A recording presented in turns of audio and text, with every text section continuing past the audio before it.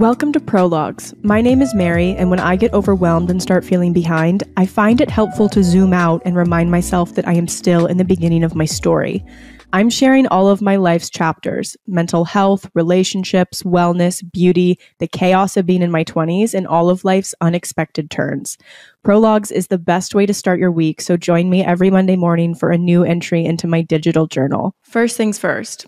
I'm recording this episode with audio and video this time, so if you're watching this episode on YouTube and you see my teeth, I just brushed my teeth with a charcoal toothpaste because I ran out of my usual one, and I can't get all the charcoal out of my mouth. So if my teeth look literally gray, just know that I tried.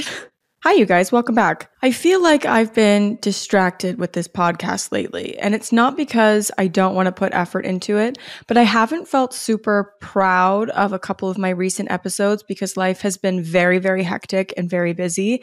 And I feel like I have not been giving the podcast as much energy as it deserves and how much energy I want to give it. More of that energy has been going towards not only things in my personal life, but also really getting into a great rhythm with YouTube. And I'm feeling super happy about that. But along the wayside, I feel like I've not been giving enough energy to the podcast. And I was listening to a couple of my recent episodes and I was like, give more. You need to do more.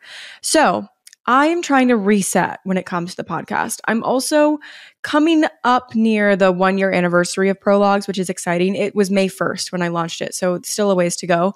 But we're almost at the 1-year mark, and I've been very reflective about that. And I'm happy with Prologues in the last year, but because I do love this platform so much and I want to make it like a bigger part of my overall platform, and I want to give it, I just want it to be more. Like I'm grateful for what it is, but I also just like want it to be more. So I was just like, you kind of need to get your shit together, Mary, and you need to stop. I feel like I was on autopilot for a little bit, and I'm trying to check out of that headspace and get back into really focusing on this. So today I want to talk about social media addiction, and I'll get into that. But just in general, I feel like I'm having an inward shifting of priorities right now, especially as the move is coming up. And I'm trying to figure out like what is truly important to me in this next phase of my life, because I really feel like a chapter is closing, another one is starting, and I have to figure out what habits I want to leave behind and what I want to take with me into the new chapter. And so I feel like I'm just having this reckoning inside of myself where I'm identifying things that don't serve me, things that I want in the future. And I just feel like I haven't been giving Prologues the energy it deserves. So telling you guys this, so I can hold myself accountable, I need to make a bigger energy shift. I need to make a bigger effort. So today we're going to be talking about social media addiction, which has been on my idea list of Prologues topics for quite a while. I'm excited to talk about it. It's also a huge topic. I'm going to be sharing my experience with social media addiction and what I do to try to combat it, and also some very fascinating information that I found in various studies online about what causes it and different facets of social media addiction. It's kind of terrifying. And we're going to get into all of that. But I have a random anecdote to share first. This is completely off topic. I just am thinking about it a lot this morning, and I want to talk to the girls. So Matt and I saw Dune 2 last night. This is probably not where you thought this story was going to start. Matt and I saw Dune 2 last night, and I hadn't watched the first Dune until like a week ago. And then we saw Dune 2 in theaters. Tell me why I've been sleeping on Timothee Chalamet this entire time. Tell me why I didn't think he was like a serious actor. No tea, no shade. I've just like literally never given Timothee Chalamet any thought before. And I didn't realize that he was like a serious actor. And then Matt and I both left the theater last night and just in this like awe of him. And I'm still feeling it this morning. That guy can act. And I just feel like I've been sleeping this whole time. Why didn't anybody tell me how good Timothee Chalamet movies were? Obviously, he played Laurie in Little Women, the Greta Gerwig version, and I love that. But why didn't anybody tell me? And I know that's a random thing to bring up, but I've been thinking about it all morning. Like, I literally thought that he was just some random, I don't know, Nepo baby. He kind of is a Nepo baby, but I didn't know he was talented. And I feel like no one told me. And I'm kind of upset that no one told me that I'm missing out on Timothee Chalamet movies. So anyway, another random thing is that I just planned my last trip home to see family before I move. It's not like in the very near future or anything. it's a bit a ways, but I just planned it with my mom, coordinated the dates, my last trip home to see my family before I move. And I really want to be back for Christmas this year. There's also some requirements that Matt has to fill in order to keep his US green card. We have to come back a couple of times a year. We have to spend a certain amount of days in the United States every year in order for him to keep his green card, which we really want. We both want to end up applying for naturalization in each other's countries just to make life easier overall. But it's the last time, and I've been heavily emotional about it, just crying constantly, going on walks like early in the morning or in the twilight hours in the evening and just blasting like sad music, like Landslide by Fleetwood Mac, like not mentally healthy music at all for this stage in my life, just crying. And it's weird. I was talking to my therapist about this concept of pre-grieving, which is something I do all the time. If a big life event or a scary thing or a change is coming up, I go through hectic emotions for months leading up to it. And then by the time it happens, I'm fine. But I pre-grieve. And I feel like that's a thing a lot of my female friends also go through, especially when it comes to relationships. I don't know if y'all have been in this boat, but have you ever been in a relationship where you've just had this feeling it's not going to last? And so you grieve it for months before the relationship actually ends. And then by the time it ends, you're like, okay, I'm good to go. And I feel like this is so different from the way that Matt operates. I don't know if it's a guy thing, but it's different from the way Matt operates because he just doesn't think about things in the future like that. And then he doesn't feel things until they're happening. And then he feels them after they've happened as well. Whereas I'm the exact opposite. An example of this is on our wedding day. I was really anxious about it. I was a very anxious bride, to be transparent. I did not enjoy the wedding planning process whatsoever. I was just a bundle of nerves for a very long time leading up to the wedding because it's a huge event to plan. And I had a lot of anxiety about other personal things leading up to it as well. But I got all of that out before the wedding, months of anxiety attacks and crying and just stress. I got all of that out of the way beforehand. And then the wedding day came and I was chilling. I was fine. Best day ever. I didn't have a single thought the entire day. I woke up that morning and I was like, no thoughts, just vibes. I'm going to enjoy myself. Okay. And I had also had emotions about how great it was. Like, I don't want to make it sound like I was only having panic attacks. I was also crying about like the next chapter of life that Matt and I were entering into together and things like that. But then wedding day came and I was fine. Matt was the exact opposite. No stress, no anything. All of that hit for him on the wedding day. And so we spent the night before our wedding apart. I didn't want to do that. I feel like that's such an antiquated tradition, but we did it anyway. Spent the night of our wedding apart. We each had like a slumber party with our bridal parties or groom's parties and bridal parties. Wedding parties. What am I even saying? And then we had a call at 8 a.m. We FaceTimed the next morning, like before the wedding, just to check in. Like we really didn't want the first time we saw or talked to each other that day to be at the first look. So we FaceTimed at 8 a.m. and like he was already a wreck. He was crying. He was a wreck.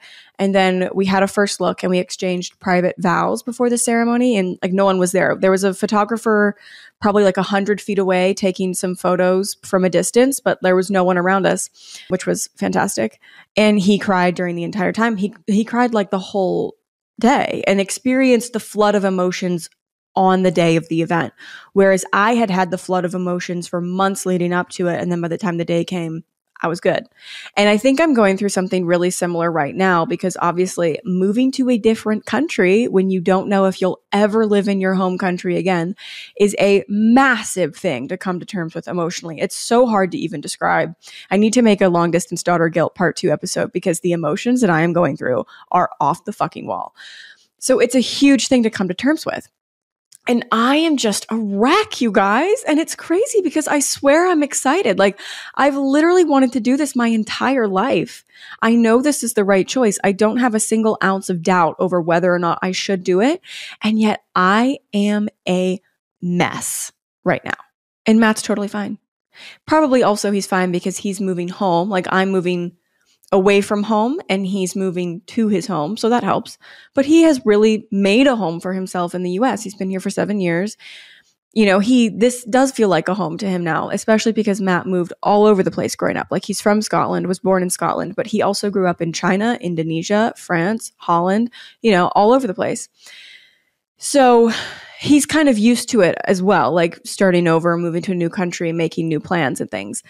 But he's not emotional about it. And yet I am a mess. And I think what I'm hoping, what my therapist tells me is probably going to happen, is I'm going to get all of it out of the way right now. And then moving day comes, I land over there and I'm going to be ready to hit the ground running, ready to go.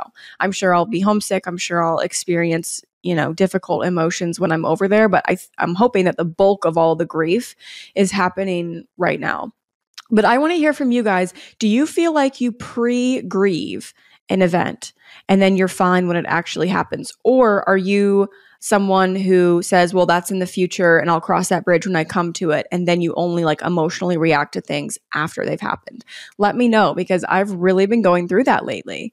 And I'm also like, I'm like making it worse for myself. Like, why am I walking around the city that I've lived in for 3 years, looking at like places where I've had wonderful memories and have formed memories with friends and family and things, and listening to Landslide by Fleetwood Mac? Like, I know better. Like, I'm doing that to myself at that point. Yeah, just going through that. And I want to hear from you guys. Are you a pre-griever or are you a post-griever? Let me know. All right, so I want to talk about social media addiction, which is something that we have probably all seen either in other people or in ourselves. And I genuinely feel like it's a raging problem in our society today. But disclaimer, I'm also extremely aware of my culpability in the fact that I'm an influencer and I'm a content creator. And my job is to create content that you go online to watch.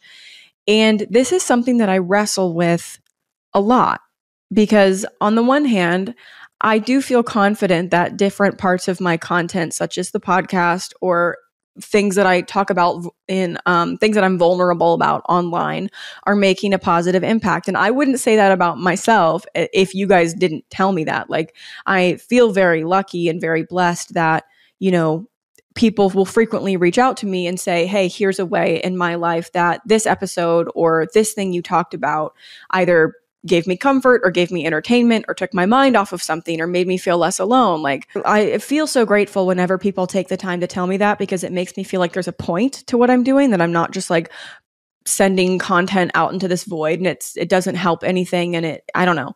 So on the one hand, I do feel like parts of my content are making a positive impact. And I genuinely wouldn't be doing this if I thought otherwise. And like, obviously my little outfit reels and my chatting on my stories and things, like, that's not changing the world at all. And I know that, like, me posting my little makeup routine is not changing anybody's life. But I do feel, because you guys have told me, and I just feel very grateful that we've established this sort of the community. I do feel that there are things I've posted and there are things I talk about that do make a positive difference in the world. And I don't know if it sounds like really egotistical or arrogant to say that. Like, trust me, I would never say that about myself if you guys hadn't told me that, because you've shared that. I do feel like there are things that I post that are good, that are like providing a net good. Not everything, and I know that. But like some things, I think everyone should have healthy relationships with social media, because obviously, like, we're not going to completely stop using it. I do think there are ways to mindfully engage. I don't think it's wrong to use social media, clearly. I think there are ways to do it positively, or at least that minimize the negative impact. And I really try to make my content a positive place that doesn't make people feel like shit. I don't want anyone to look at my life and compare themselves to me. That's why I try to speak very openly about difficult things I go through, or like the really awful parts of my mental health, so that even though I might be sharing some wins and I might be sharing some cool things and things I'm happy about, I'm also sharing a more complete picture, in that I talk about, my depressive episodes. I've shared about my suicide attempts. I've shared about like really dark parts of my life and my psyche and my being, my existence. But it's something I wrestle with, because I think about this a lot. I wanted to share this episode. I wanted to talk to you guys about it, because I feel like I'm always saying, like, we need to get off of our phones. We need to establish offline hobbies. We need to be very mindful about social media consumption. Like, I feel like I'm always saying that. And so today I wanted to share a little bit more about my journey, my story, why this is important to me, and what I do to try to manage it. And yeah, like I said, very interesting information that I found in some studies online. So let's just chat. Like, let's just get into it. As always with this podcast, like, my goal and my intention is never to come from a place where I where I'm like providing the knowledge, because I'm literally just a girl and I'm 25. I'm going through life feeling like I have no idea what I'm doing, and all I can do is share my journey. But I'm always coming from a place of sharing my journey, experiencing the world, for the first time as a 20-something-year-old. I'm never sharing from a like, I've got things figured out and you should too place. Never, ever, ever. Because I never think I have things figured out at all. First of all, let's just all get on the same page. An addiction is a dependence on substances or activities that are harmful to health or psychological equilibrium. That's the quote I found online that described addiction, I thought, the best. And I love the phrase psychological equilibrium, because as someone who is not in psychological equilibrium most of the time, it's interesting to think about addiction in that sense, like something that causes disruption, something that causes turmoil and unrest in your psyche. So I really, really like the way they worded that. Also, I'm going to link like everything I'm talking about, every quote I reference, every person I quote, I'm going to link all of these studies and articles in the show notes so you can go read everything for yourself, which I really recommend that you do. Yeah, that is how addiction is defined. Straight off the bat, I feel like we can see how social media could be an addictive substance. However, this is another quote, research carried out by the Chicago Booth School of Business has already indicated more than 10 years ago that Facebook, Twitter, and other social media can be more addictive than tobacco and alcohol because, among other things, access to them is simple and free. That's another quote that stopped me in my tracks, because I don't know about you guys, but I have loved multiple people in my life that have struggled with tobacco or alcohol addiction. And I've seen firsthand how debilitating that can be, how truly addictive it can be, how hard it is to quit, how many setbacks there can be with quitting, and then going back to things and then feeling awful and then making new commitments to themselves that they're really going to quit this time and then just struggling. Like, I've just seen a lot of that. And so to hear that, this one study thinks social media addiction can be even more addictive than tobacco or alcohol really stopped me in my tracks, because that puts it into perspective for me. That provides a benchmark for me that is very eye-opening. So I wanted to share it with you. Adolescence is the second biggest period of brain development and growth. And so extended social media usage when you're an adolescent, they say, is the worst. Like, it's the worst time to be using social media because your brain is so pliable and it's still learning. You're still figuring out the world. And so an overdose of social media with an adolescent brain it's not setting our youth up for success. That's for sure. I've also read a bunch of articles that said, since the pandemic started, obviously we were all inside. That's when a lot of us started watching TikTok. That's when I got on TikTok. That's when I started posting TikToks. I think a lot of us spent a lot more time on our phones and on social media during lockdowns and things because there was less to do. And so I've read a bunch of articles that have said monitoring the effects of social media on teenagers, the negative effects have become a lot more pronounced since the pandemic started. There's a bigger reliance on social media amongst teenagers now than there was pre-COVID, which I'm not surprised by because I have felt that in myself. Like, I literally didn't have Instagram for like a year before COVID hit. I had like archived all of my posts and I rarely used the app, not for any particular reason. It just it wasn't something I felt strongly about.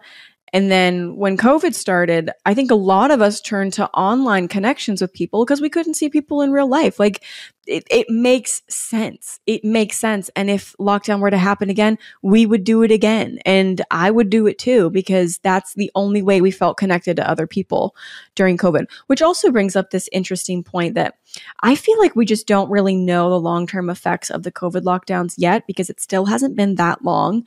And we've already seen loads of studies coming out analyzing how human behavior and how, especially children were affected by the lockdowns. But I don't think it's going to be something we understand the extent of for years and years and years to come.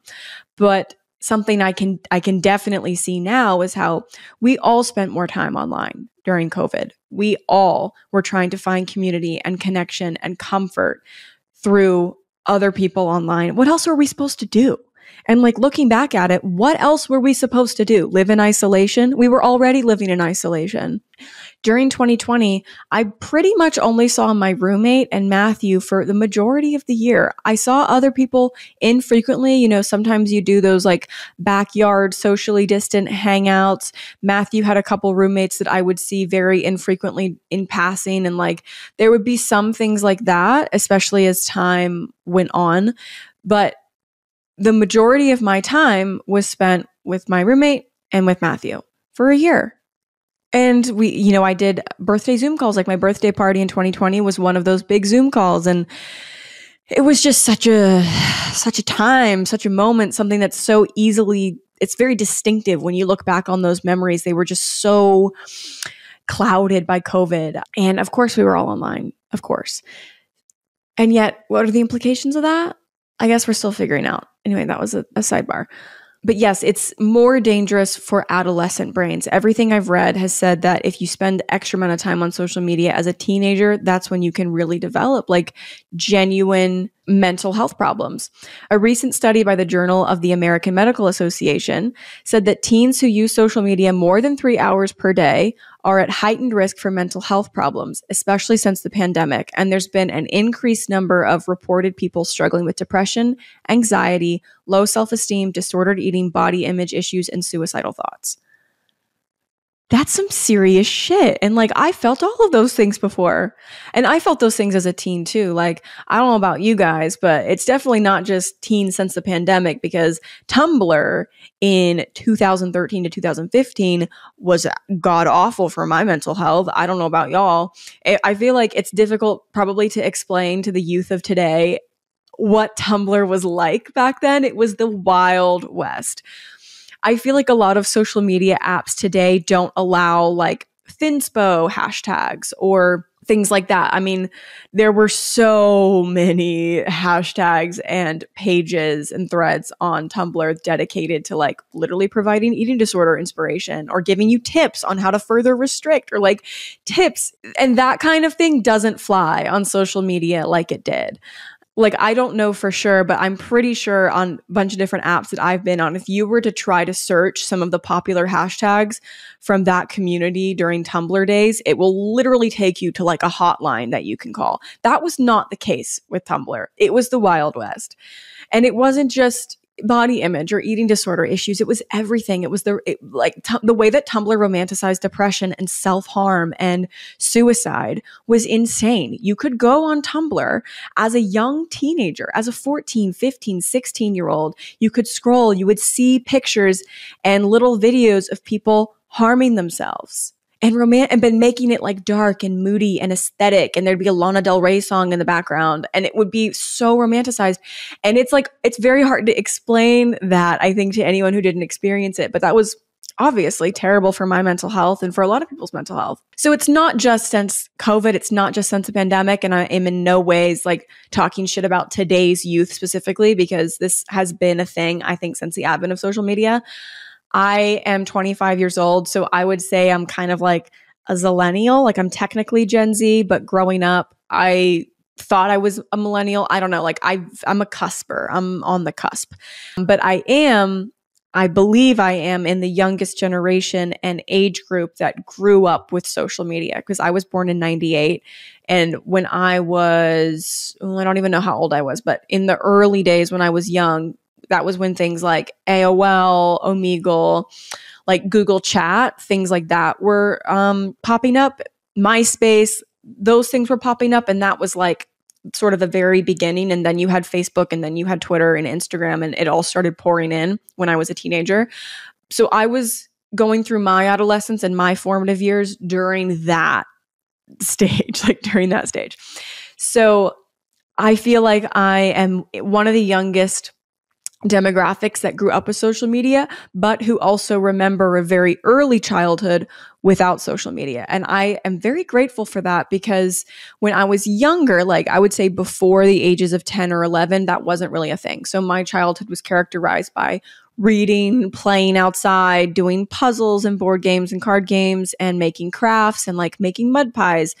and things like that, social media didn't exist in a way that was recognizable to me when I was very, very young, which is not the case for all the generations that have come after, which is a crazy thought. Crazy thought. But yes, since the pandemic, there's been an uptick: depression, anxiety, low self-esteem, disordered eating, body image, and suicidal thoughts.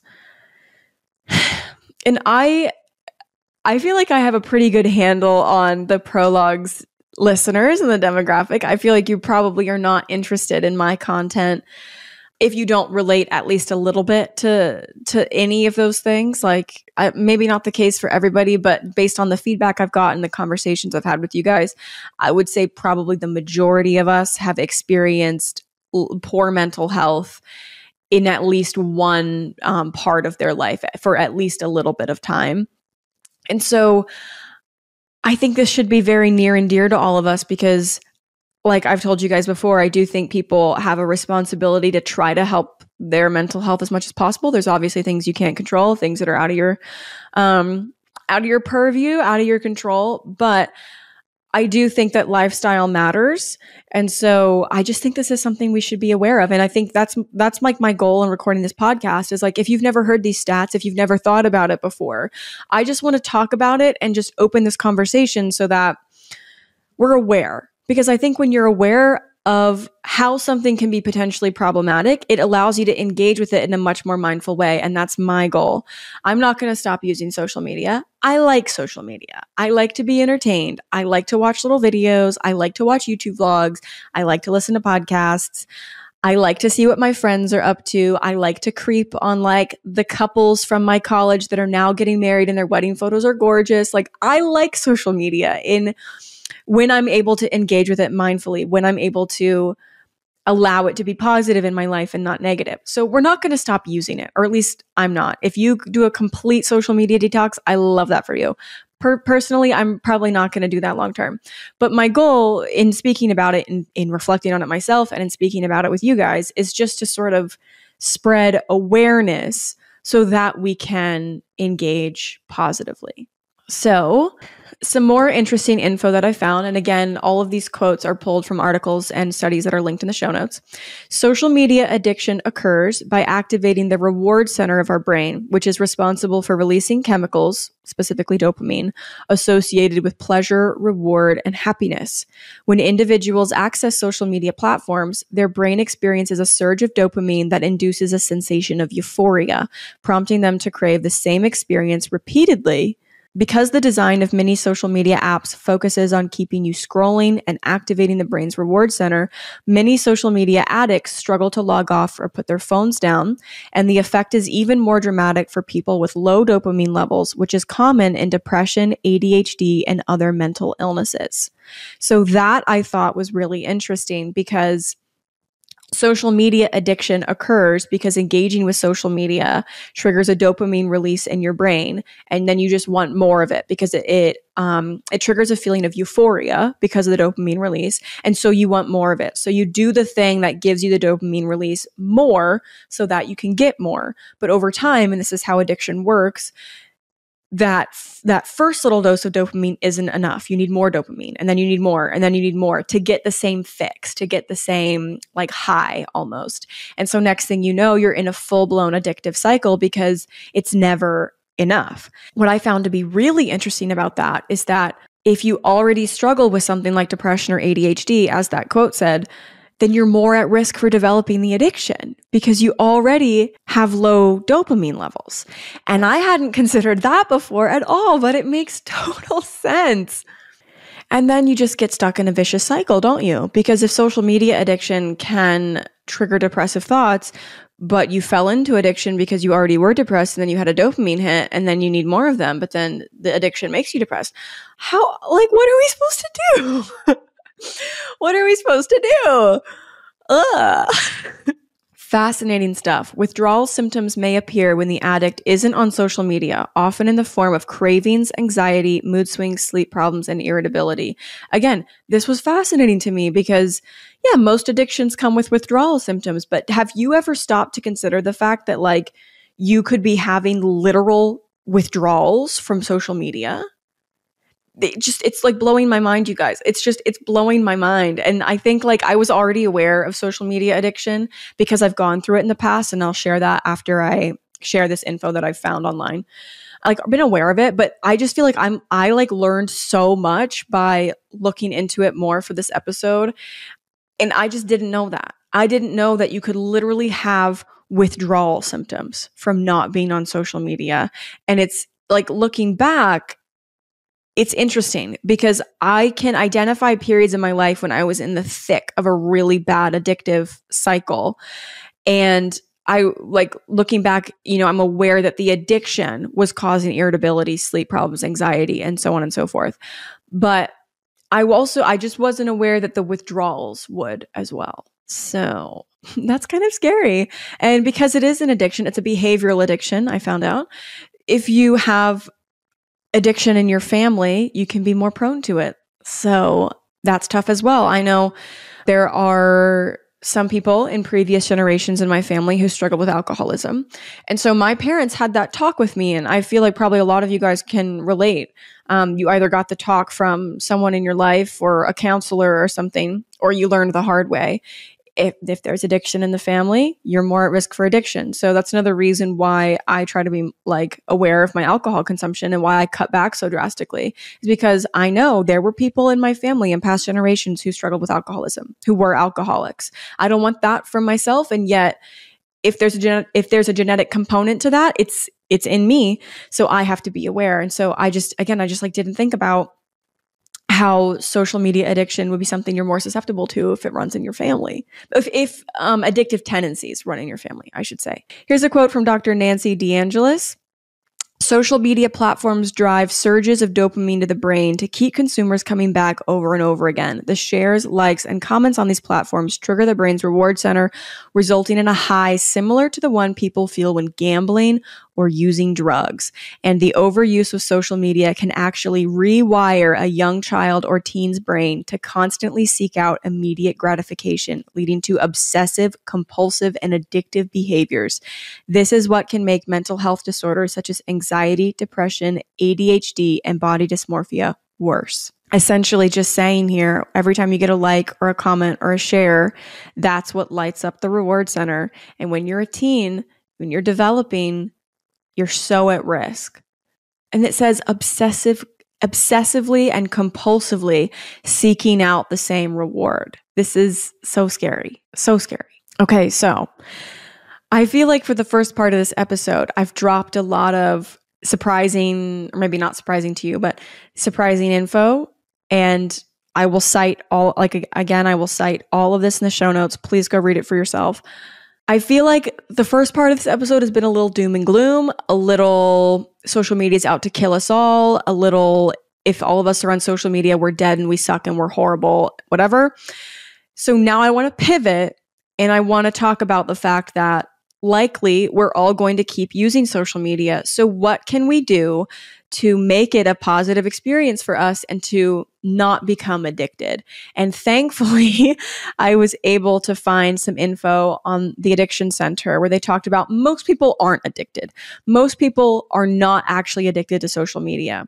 And so that's good because that means that not everybody who's using social media suffers with addiction. And that's kind of reassuring, especially when like I spent so long like reading all of these studies and things. And I was like, oh my God, is there any way to experience social media in a positive way? Like I need to know. So it was a little bit of a relief to hear not everybody goes through this. So now for the next part of the episode, I want to talk about my journey and things that I have found help me. Not an expert, just sharing what helps me. So I would say when it comes to social media addiction, again, I was not a huge social media user when I was a teen or even in when I was a teen, probably up until age like 21, 22. 22, that's when COVID hit. So I had social media when I was younger, but like I said, like I didn't even like use Instagram. I archived all my Instagram posts. And like didn't really post or anything for a long time. I did use Tumblr, but I didn't create content really on Tumblr. Like I was consuming other people's content. like I said, in the Wild West of Tumblr days. And so my experience with social media addiction didn't start until I became a content creator. And it totally makes sense, especially if things like talking about yourself and seeing notifications for likes and comments and shares come in. Kind of makes sense that when I started becoming a content creator and I developed an audience that I am incredibly grateful for, that like as someone who struggles with mental health and who was not aware of social media addiction to begin with, I can't say I'm surprised that I fell into that addiction. So I would say the worst part of it for me was probably 2022 and early 2023. I had been a content creator for quite a bit by that time. It would be, like 2 years at that point, almost 2 years.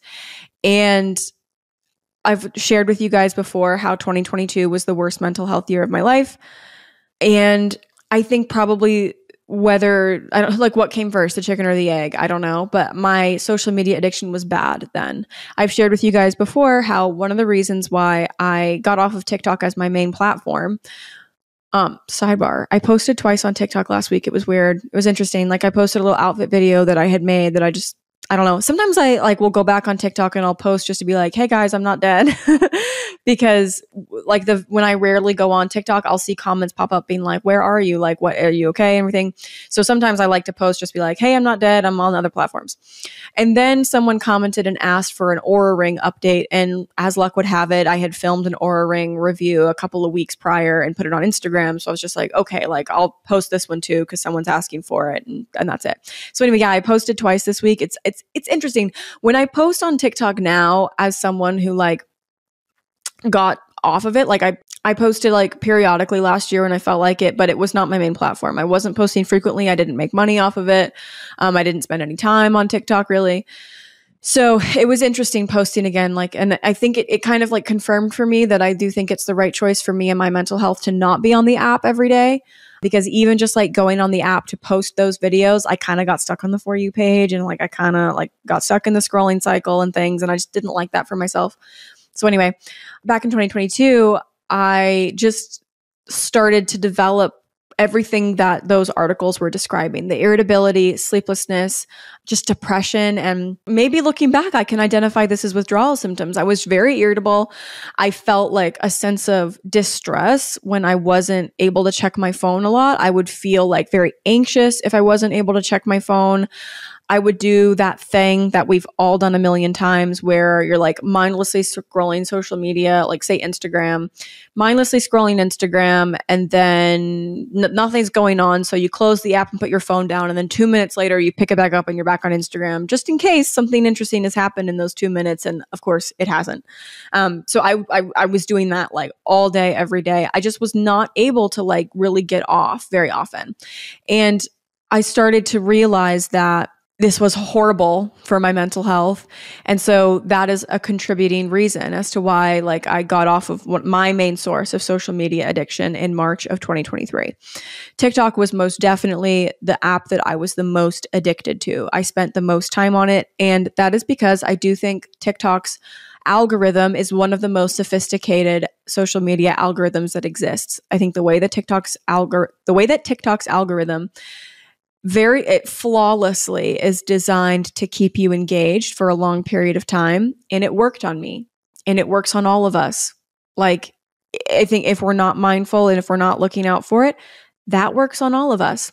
And so I was stuck. I was so stuck. And like, I think I told myself at the time that like I was spending so much time on TikTok because I was also creating TikToks. And so I'd be like, yeah, like I scrolled for hours today, but like I have to figure out what the trending, like what the trending audios are and like what the video trends are. And I'm just like getting inspiration. And I think I told myself that for a long time. But I think I got to a point where I realized that to some extent, consumption kills creativity, and you can't spend your entire life as a creative person consuming what other people do because you'll just compare yourselves to them. You have to actually go out and create in order to feel the creativity. You can't just stay in the, oh, I'm getting inspo phase forever. You have to actually go out and create. And so once I started to become more aware of how much time I was spending on that app and like how anxious it made me, how anxious it would make me if I couldn't get on it. How, I don't know, like I would go through periods. I would go through like maybe a couple days at home with my family where a lot was going on. And so I wouldn't be on my phone sort of naturally and I would feel good.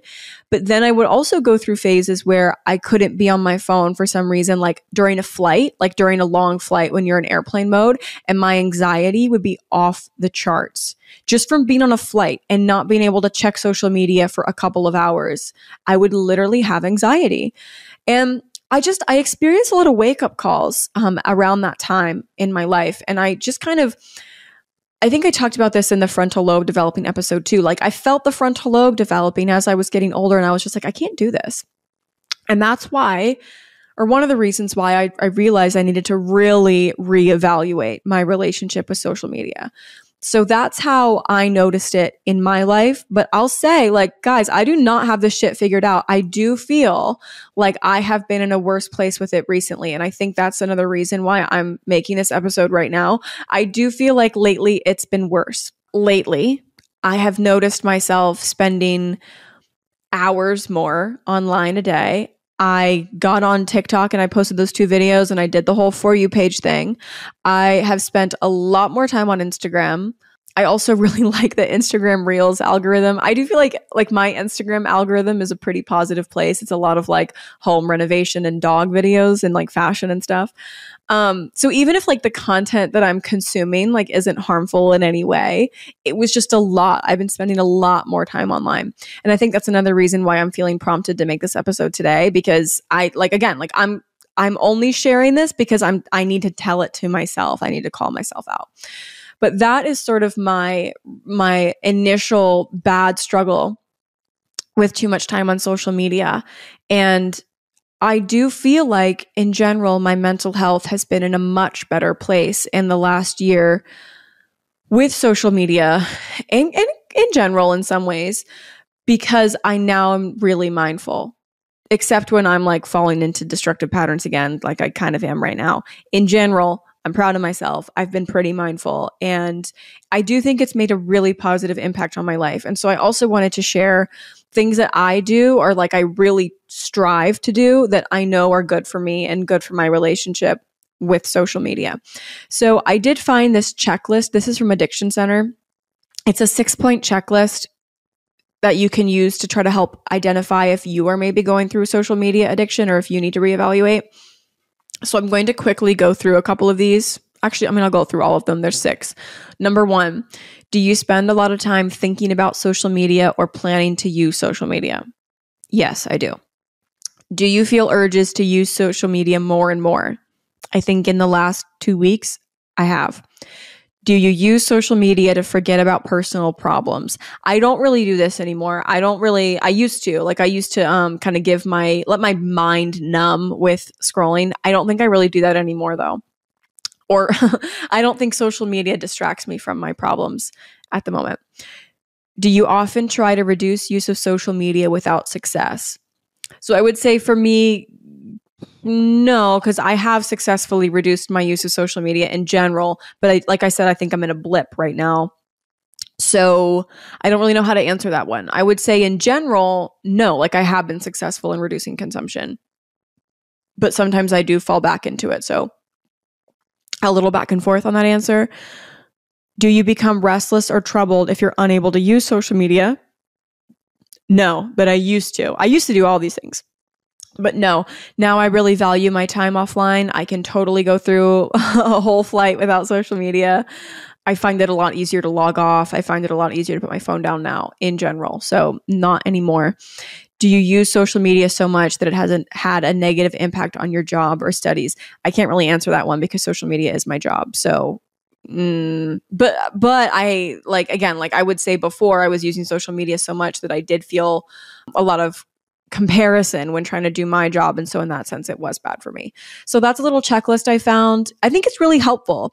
I think these could even be journal prompts for you. I'll put these in the show notes as well.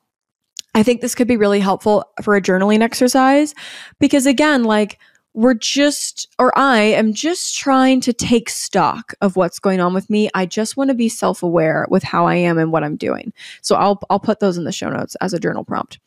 So I also wanted to share how I personally try my best to combat social media addiction. These were very successful for me when I was first trying to reduce my consumption, very successful. And this is what I know I need to do again right now. Again, calling myself out here. So I have a couple of tips. These are tried and true, tested, they work, and let's just go through them. So number one, checking screen time to stay aware of how much time you're spending online in general, but also on each app. I don't know about Android phones, but I know on the iPhone, you can go check your screen time and it will tell you how much time you spend on each individual app. I think it is very healthy to check this every week when you get that notification. Mine comes on Sunday. Your screen time was up, your screen time was down. I think it is very helpful to go and check, to go see how much time you're on each app. I think it's probably going to blow your mind if you've never checked it before. Like, because you don't notice the time passing. Like, I don't know. But then when you see it all added up, you're like, how did I spend 4 hours on Instagram today? It's very helpful to go check. So that's a great one. It just gives you a starting point to be aware. The first step is awareness and acceptance. And so I think it just provides a good base. So something else that's really effective for me is monitoring the content that I consume. And this is something I had to change really drastically back then when I was first leaving TikTok. If you consume negative content all the time, you will have a negative mindset. And negative can mean a lot of things. I would say negative content in how I perceive it is anyone who has like a really doom and gloom attitude, who doesn't approach like things with hope, like say mental health. I always try to like approach my conversations with mental health with hope and with like the perspective that like, although it might color every day of my life, it doesn't have to ruin my life and I can still have a fulfilling life. And that's not how I feel all the time. So like, if you have to complain, you have to complain. But like, I don't want to watch that all the time because I don't want my mindset to shift. I also cannot consume a lot of content that's like shit talking or gossiping about other people, whether it's the form of videos that people make or things like the Daily Mail. Like I remember when I was younger and I was like using Snapchat to talk to my friends, you know how Daily Mail has that like Snapchat news feature? Calling it news is so laughable. I was on that shit every day, and every single day I was like reading gossip stories and reading like really sensationalist, super clickbaity, shock factor articles through the Daily Mail all the time. And I was like eating it up, and like E-News and Yahoo Celebrity News when I was younger and things like that. I was just consuming a lot of like, I don't know, just like gossipy content. And that to me is negative too. I can't do that. I never want to read like hateful stuff about other people. I don't seek that out at all. Like I try to really stay, like I very actively avoid content of that kind because to me, it's not going to make me happier. Like it's not going to provide anything positive for my life. So I limit that. I also limit the accounts, or I mute accounts that make me feel bad about myself. And that's very cliche, but it has to happen. And what I always say when I talk about this is, even if it includes me, if my content makes you feel bad, please mute me, please unfollow me, please block me. Like I never want to be that for someone else. I really think you have to protect your peace. And so I'm very free with the mute button. I will mute people like it's nobody's business, or I'll just unfollow. But if there's like, you know, if it's a situation where, because the follow and the unfollow are forms of like social currency these days, which is interesting. But if it's a situation where the unfollow would be awkward, the mute button is going on, and I'm very free with it. And like, I generally don't unmute people. So I think muting, whether it's someone who has something in their life that you want, or you compare your looks to, or you compare their journey and their timeline with yours, which I've also struggled with lately. Because last week I told you guys about how I've been doing like the imposter syndrome and like feeling like I'm not enough and I'm not on the right path. So I've been struggling with that one a lot too. I told you guys last week, I'm trying to shift my mindset into seeing those people as expanders instead of seeing them as indications that I'm not enough. But it's hard to make that mindset shift. So that's another way. Like I only want to watch positive things or things that are educational or that provide real value to my life. And I would really sincerely encourage anybody listening to this, if I am not that for you, please mute me, because I don't ever want to be that to somebody else. So yes, even if it includes me. So that is something I do. Another thing that I do is offline hobbies, literally touching grass, touching grass in the literal sense, like going outside and having time in nature and things. And then in the figurative sense, like just going off of my phone. So offline hobbies is something I habit track in my planner. I try to every day. Sometimes it doesn't work. Sometimes it does. And it means a lot of different things. Like usually reading is an offline hobby for me. Going on walks is usually an offline hobby for me. Going outside, of course. But I will also mark it as just like a really long play session with my dog or something like that. Like something that gives me pleasure and enjoyment that doesn't have anything to do with being online. I guess this one is kind of online. Listening to audiobooks as well, or music. I am listening to those on Spotify. So like you are online. I guess you could download it and then it's offline. Gray area, because Spotify isn't social media. But yeah, so whether it's something like reading or just playing for a really long time with my dog, like something that makes me happy that does not have to do with social media. It's a habit. It's in my habit tracker and I really strive for that. And so another one is trying not to check incoming notifications when I post other than to respond to comments. So I like to respond to comments because I like to chat to you guys, but I try not to like refresh the likes tab or keep checking like how many likes something has gotten. So for example, like when I was posting those TikToks this week, I would go on every once in a bit and I would only click on the comments tab on TikTok so that I could just respond to comments from the comments tab and I wouldn't even have to click on the video. Because otherwise, like you would go to your own profile and click on the video, which plays the video and shows you the likes and everything. And then you can scroll the comment section from there. Whereas if you're on the comments tab on TikTok or Instagram, you can respond to comments right there and you don't have to click on the post. And so I found like that might be a little niche because obviously I'm posting a lot. I find that that's helpful. Like I try not to check the likes. I try not to check how many shares something has unless I'm providing analytics to a brand. Obviously, then I have to, but I try not to. And I'm not going to sit here and tell you guys like, oh, I don't care about the numbers. Like I don't care about my likes or anything. Obviously, I do. Like obviously, that's something I think about, but I can make it a lot better for myself overall if I don't constantly check my notifications tab. Another thing, one screen at a time. This is a big one. I shared this in an episode, I don't know, at some point in the past, and I got a lot of feedback on it being like, oh my God, I do this all the time. If you're going to be online, one screen at a time.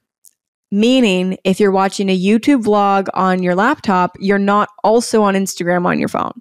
If you're watching a movie or something, or whatever, you're not also on Pinterest in the background. This is really hard. But if you think about it, why do we need to be on multiple screens at one time? Like if I find myself doing that, I know that means my attention span is suffering because I should be able to pay attention to one thing at a time for an extended period. And if I can't, and if I need the constant like engagement of scrolling social media, I know for myself, something to look out for there. I need to keep an eye on that. I need to clock that. So one screen at a time. If you don't do this, like please try it for a week. If you're on your phone, you're not also on your computer, like just try it for a week and report back. I really, really think this one helps. And then yes, like I said, offline hobby, I try to do that every single day. And I don't do it all the time. And guys, like this is an ongoing struggle for me. It's an ongoing thing that I deal with. And so that's why I feel like it takes this really colossal daily effort or like concentrated daily effort to fight against it because I do struggle with it a lot. And so again, like maybe it's annoying when I give all these disclaimers, but like I swear to God, I am not sharing this from a perspective of like, I've got it all figured out. And if you don't, ew, I'm sharing this because I struggle with it actively and I need to check myself. And right now I need to check myself because I think the last 2 weeks I've been online way too much. All right. I've been yapping for an hour. I also feel like I've been talking so fast during this episode. I had that thought a couple of times, like in the last hour and 2 minutes that I've been recording. A couple of different times I was like, am I just like talking a mile a minute right now? I don't know. I got a lot to say. A girl's got a lot to say. But yeah, I've been talking for a very long time. And now I do want to hear from you guys, your experiences with it, your thoughts on social media addiction in general, how you combat against it. If you do, if you haven't been aware of it up till this point, if you feel like you have a problem, if you feel like you have a very healthy relationship with social media, I'd love to hear that as well. I'd love to hear like how you accomplish that. I just, again, want to open this up to the floor. The floor is yours. So you can always check the Prologues podcast Instagram for the discussion post of the week. I didn't do one last week because again, I just like need to have a little reset. I need to like really get my act together. So I didn't post one last week, but I will this week. Check the Prologues podcast on Instagram for the discussion post for this week.